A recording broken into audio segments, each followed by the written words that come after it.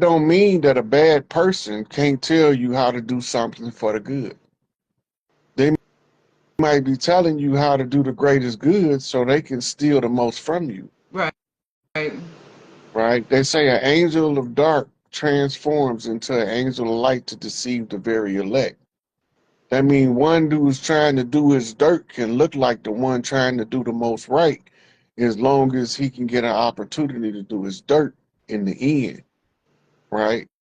So in order to do the most good, sometimes you have to do something real bad, like chop that motherfucker head off. The And Hydra. that tests your moral compass. Because now, are you willing to do for the good what the wicked is willing to do for the bad? Because if you can't match that wickedness with the good in you on the other spectrum, you're going to lose because you're going to be overwhelmed with the power of the wickedness. Moralism, as Bobby Hemmett called it, is just a way to stifle spiritual energy so it can only present itself in the matters that's been projected to the people as the moral compass. That means Yeah, that, it's a weakness. yeah. So what it's doing is it's controlling and harnessing how you use your energy. Instead of telling you how to use it, they give you a suggested guideline for that use. Mine's adjusted myself. But you Oh, gotta have you have to go. The only way you can adjust it is to weigh it against how you feel about it. feel about what?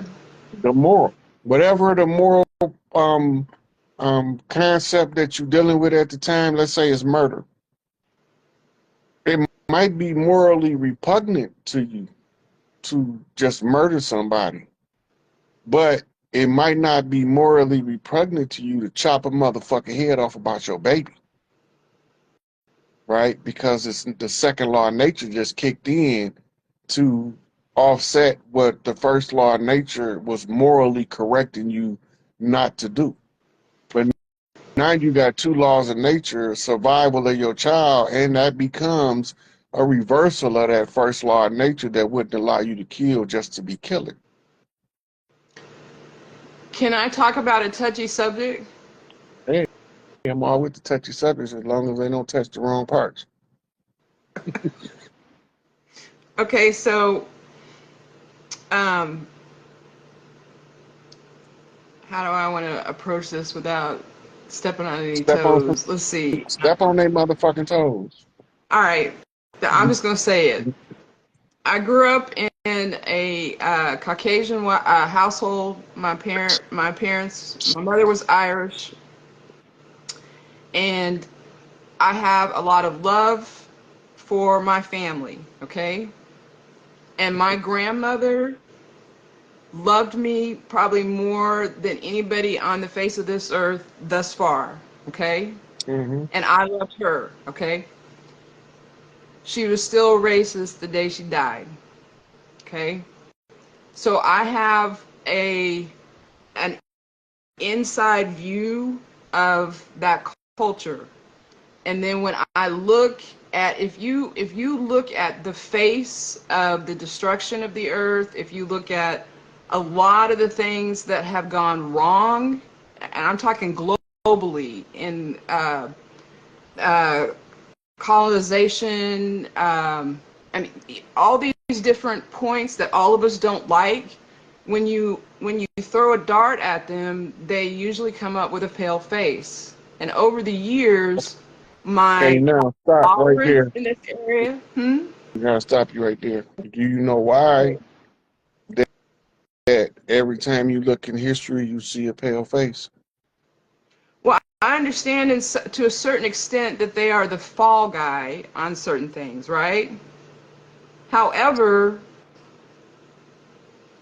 the problem that I have is that I finally got to the point a couple years ago where I decided I was no longer going to weigh and measure. And that sounds kind of bitter and harsh, but I really did get to that point where I didn't want to go eeny, meeny, miny, mo, which one of you is going to try to fuck me here? You see what I'm saying? Like, I don't want to try to weed through to find out that, oh, you are a racist in the long end. You see what I'm saying? So I just kind of pulled back from that society where I was actually very intermingled with it. And the reason why I'm saying this is if it gets to a point when I understand at some point we don't have these bodies or whatever, but if the as above so below is mirroring, why would I extend the higher I get up in terms of planes and dimensions? Does that make sense? I don't quite understand what you just said. It's red. Say it again. Okay. When you, because it's surrounding morality, right? Mm-hmm. So for me, if you'd asked me 6, 7 years ago, any child out here, they should be taken care of. I still believe that. But there's something in the back of my mind now that says, if I were to, like, if you had like 10 children and they all needed a place, they were orphans, I would take all 10 in, right? Like, we're all trying to take care of a village. But part of me would wonder, are some of these people going to harm people that look like me later? Does that make sense? So Mm-hmm. it's hard for me to see long term That's called yeah, morality. projecting victimization from a caregiver. I'm sorry? It's projected victimization of a caregiver. But not only you taking in orphans, some parents feel that way about their own children, True. right? But that's rooted in I don't trust what I'm teaching this child, and I don't trust what this child is learning in order for them to be good people. Therefore, the effect that it's going to have on them, I don't want to be here to suffer the consequences when the village turned on the child and the child burned the village down.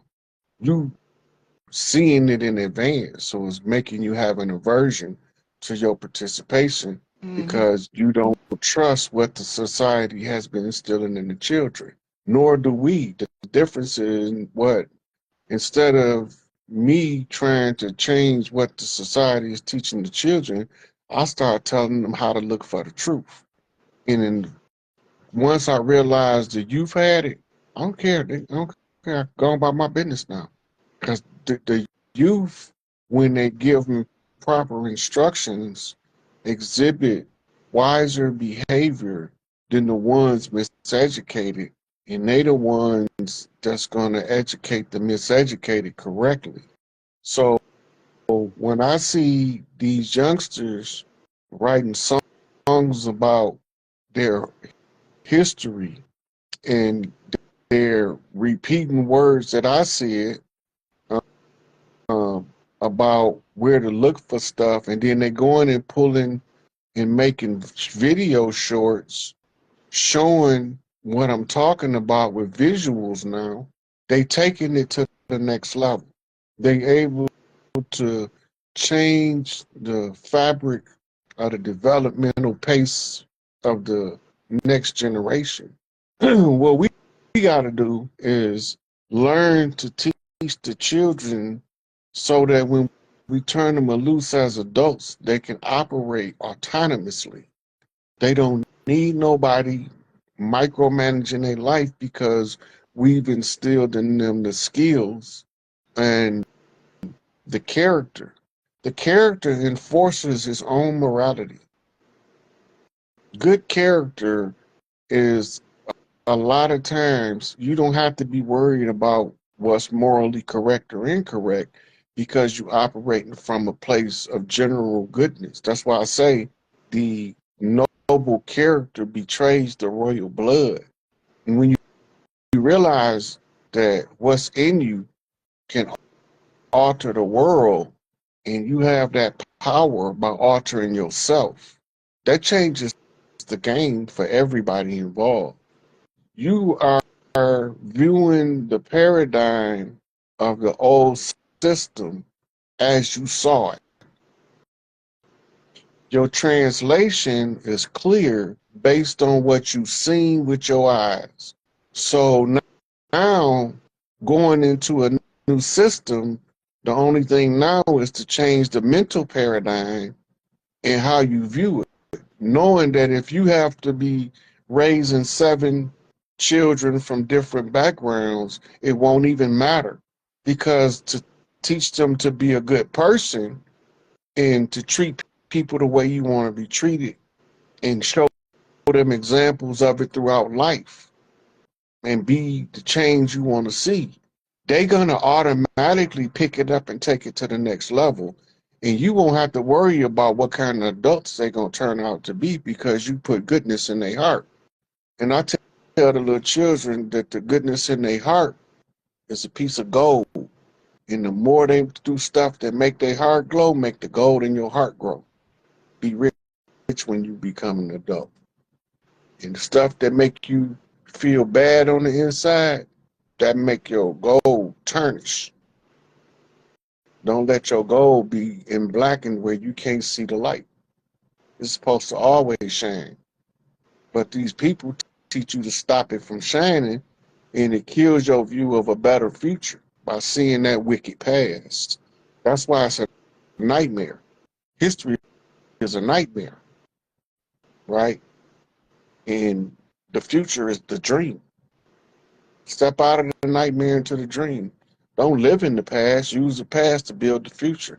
All the shit that you don't like, don't take that shit into the future. All the good shit, take that with you. Build good on top of goods, you're going to end up with a bunch of good shit. Use what's useful and discard what's waste. Put everything in its proper receptacle. That includes how you deal with people. Some people not going to be your people. It's okay to be cordial, be kind, and to kindly step the fuck away from them. And then some people gonna be your people, and you're gonna be cordial and be kind and all clucked up with them. Birds of a feather flock together. These my people. They vibe like I vibe. Yeah. So your approach to that is more of a teaching. Yeah. Babies What don't know about how to not hate until they teaching? taught how. Hmm? Babies don't know how to hate until they taught how to hate. I done seen with my own 2 eyes. Yeah, I agree with that. So if we don't teach them to hate and just teach them to be good people instead, what we gonna raise? Explain to them why we don't tolerate hate. It won't be in them. You got to instill hate in the child and for the hate to grow and for them to grow up to be some fucked up people like they've been doing. That's the fertilizer. Keep feeding them more hate. Give them every situation, condition, and circumstances in which to hate further. I won't say I've moved completely, but you shifted me a little bit today, so that's A good. little shift is better than no shift at all, sweetie. True. I mean, I wasn't trying to be bitter or anything, and I've always walked through life where I don't care if someone's racist towards me. It doesn't bother me. They're not going to stop me from doing anything. But the problem is when I start seeing things at a bigger bird's eye view, there's just too much of it. It's affecting too many people. Does that make sense? So So that means my the racist viewpoint was a military strategy rolled out on the people. It's up to the people to break that paradigm. Racism is an illusion. All it is an energy control put into society by the controller.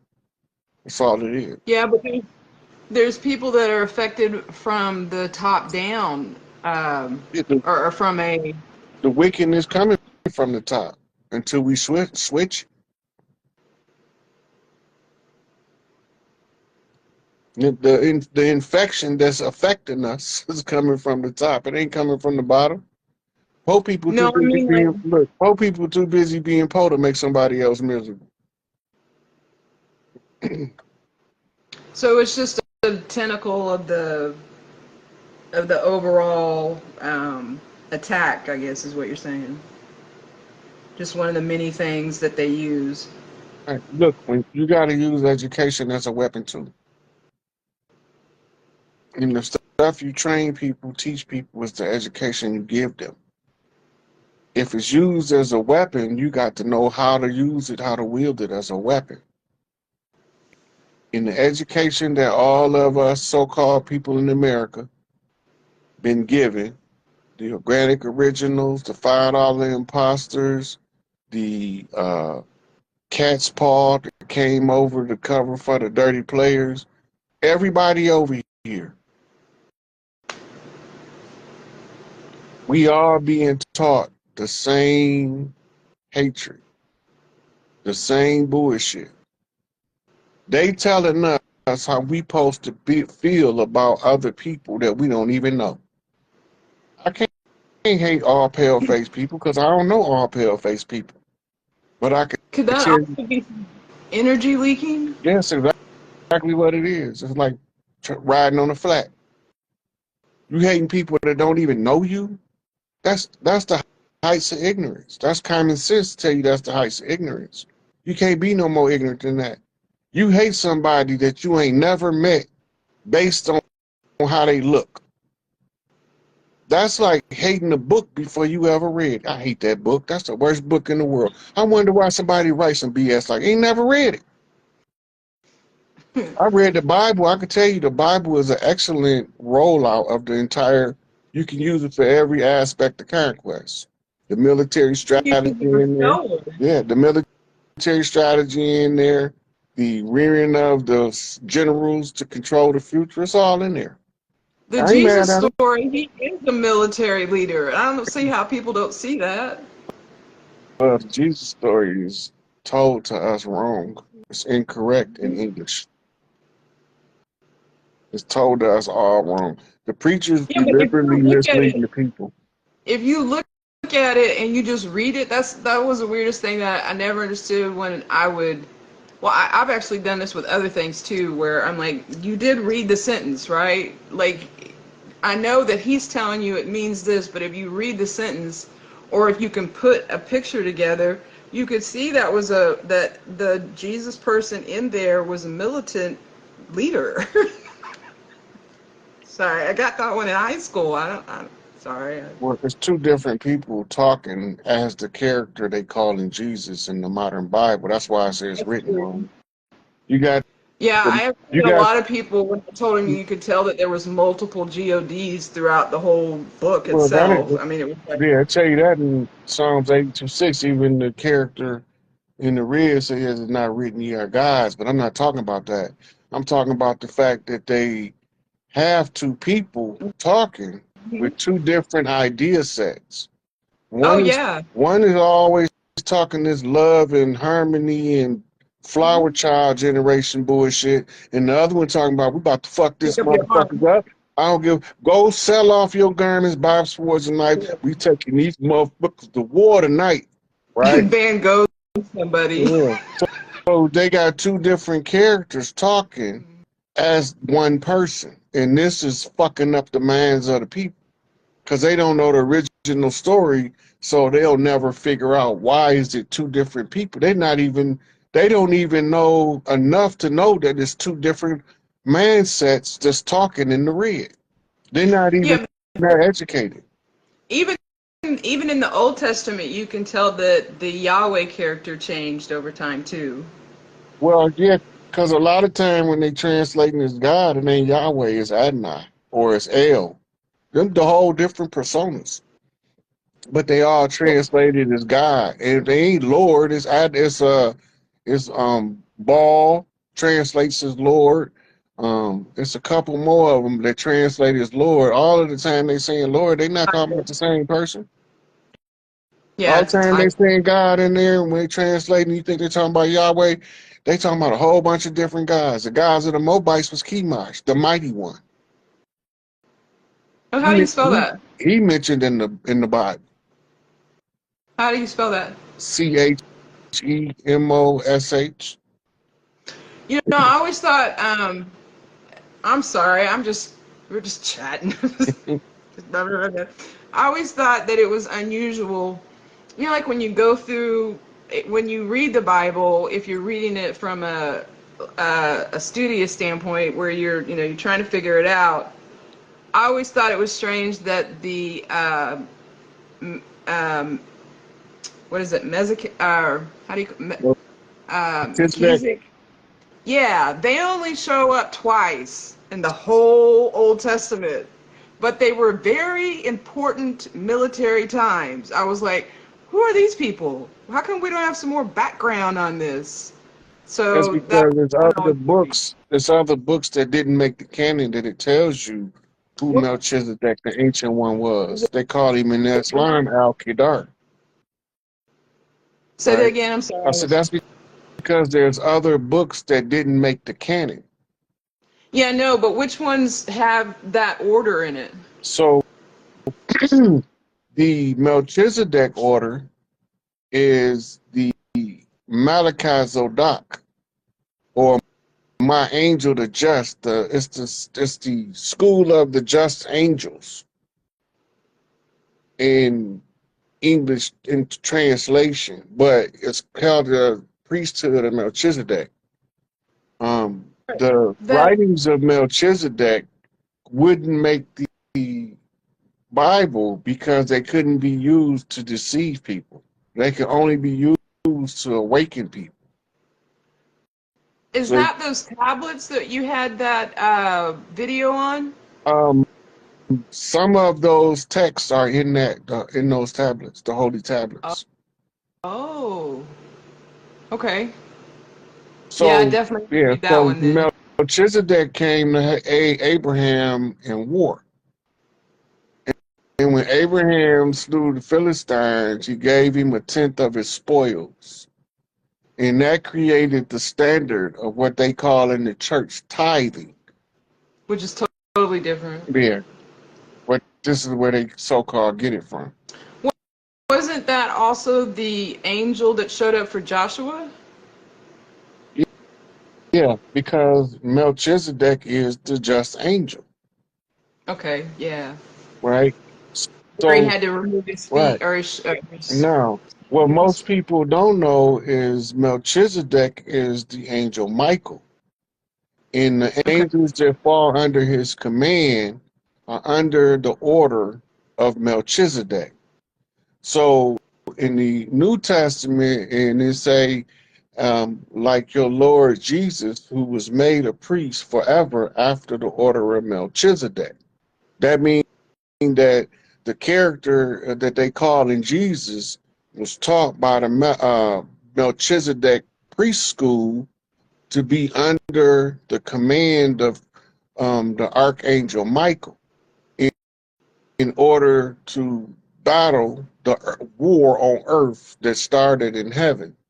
So then they're telling you that character was under that priesthood and assigned the mission to come in under that orders of Melchizedek in order to correct some wrongs that people ain't been seeing.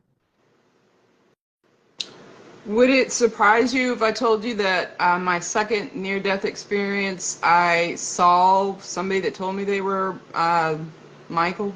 No, it wouldn't shock me at all. It wouldn't shock me at all because, but you gotta remember your psychic perception is steered by your interpretation of what they gave you in the three-dimensional world.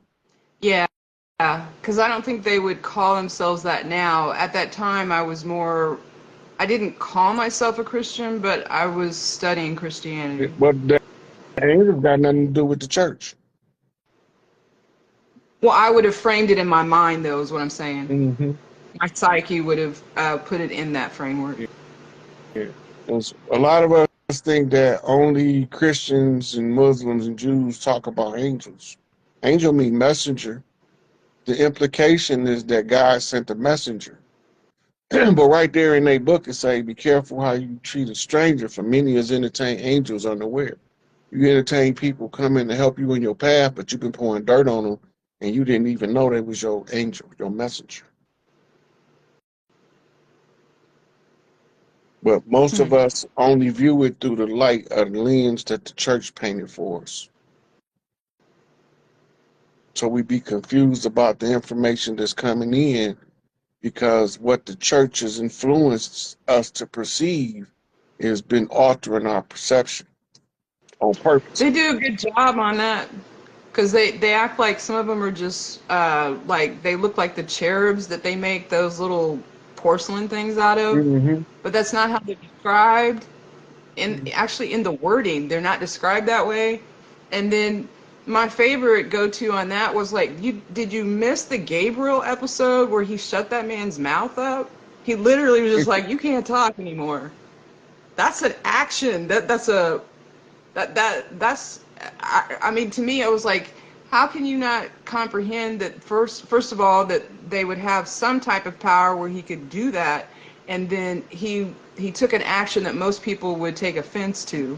Does that make sense? Like, this isn't some guy that just brought you some love notes. It's Yeah. weird. But most of the time, the ones that have what they call angelic missions, they let you do whatever. They don't give a fuck what you do. They nonchalant with it. Hmm. Yeah, they not finna try to tell you, don't go fuck that nigga up. Yep, go ahead, fuck him up. Don't go sleep with that trashy hoe. Go on sleep with her. I ain't got nothing to do with that. Because they only concerned about giving you the message. They ain't concerned about how you live your life. There's Right. too many people concerned about other people's opinions that they can't live their own life. And they end up relegated to the gossip circle to spread information. Yeah. All right, sweetie, I'm about to wrap it up now. I think I've been on here long enough. Okay. Sorry, I was taking up a lot of your time today. I appreciate it. We That's went a okay. few topics Uh, there, so. Well, I think that you came by a mission. You needed to learn a couple of things. I hope you review this a couple times because you had some. Yeah, I'm gonna have to. Yeah, you I want to look up that title you mentioned earlier, had. too. Okay. And you can inbox me if you have any questions. Okay. All right. Thank You're you. welcome. These the Black Hand, all these groups. Why do they do all of these rituals in our face, hoping that we can't decode it or know what's going on? That'll be the first question. Go ahead. First off, is the reason they do it in your face is because they have to show you what they're doing and give you the opportunity to discover it. They disguise it in political satire, sports, arts, and entertainment. They disguise it.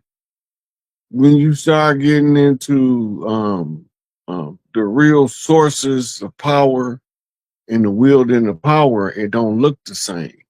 They need your energy, so they give you what's called a compelling spectacle.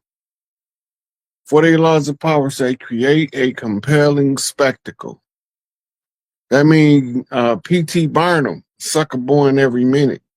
The whole circus philosophy of P.T. Barnum, remember, when P.T. Barnum came to power, there was no TV, no radio, right?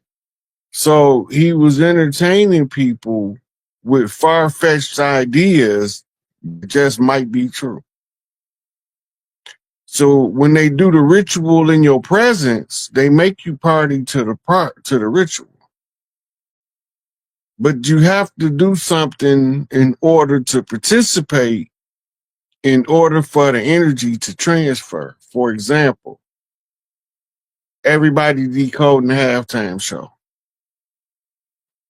The ones of us who are waking up, this is the goal. They want you to figure it out. They want you to see what it all means, but they want you to work out the problem in the group math problem with other people of similar and like minds that can see the code. Because when you put enough of them together, you activate what's called a power module. So when we trying to decode it, we burning up the algorithm, telling them that we hooked on the Super Bowl halftime show. When they know that the algorithm is reading our involvement and association with the halftime show, they expect a certain number. If they get one person more than that, that means that they've harnessed all of the energy that they was expecting to harness from that event. Right. That's So deep. remember, I've been telling y'all they had to create chaotic episodes on their way out, kicking and screaming. Right. So these rituals is the lodges talking to each other. They using the artist as the puppet. Right. And because his mentality make him write his art in such a unique form, then they manipulate him by giving him the halftime show. Right. So now they got his energy, and it's tied to the energy of everybody watching and everybody that's gonna try to figure out in the aftermath. Only thing I cared about is Uncle Sam left stage left. Exit Yeah. stage left. He ain't coming back. Yeah. And they had Samuel Jackson, who was the same dude that played the dude in Django Unchained when he came to the house. He said, "All right, you got that, in on a nag or whatever." So That wasn't no accident. go ahead. The same way I've been telling you they were sweetheart swindling the big mamas in order to marry into the family, and then they was telling us there was war going on. So if we leave, somebody might capture us and put us in slavery because of the war. This where your slave narrative was born at. Right. Just the labor pains of it. So when you see the character in Django, Samuel L. Jackson, he's the one who hired the paleface to pretend to be the boss of the plantation, Right. Mr. Jones' Right. plantation. Yeah. And it was his job to try to keep the family that was out in the field from coming up to see what's going on in Big Mama house, because this ain't how she left. Yeah, you had ran it down to me before about how Samuel Jackson really was the real owner, and they had hired him as a front man to make it like, they ain't the one doing it, this guy doing it. Another part that was interesting about that halftime, if one of the guys, I don't know if he was part of the show or not, but he was dressed like the people that was the dancers. He held up a Sudanese flag, if I'm not mistaken, and then the cops chased him off the field and tackled him. So I wonder, you see any connections with Sudan flag, and it could be a in Gaza. He was talking about the struggle in Gaza. Okay. He was talking about the Palestinian plight in Gaza. Okay. All I can tell you, if they tell the Palestinians to clear Gaza,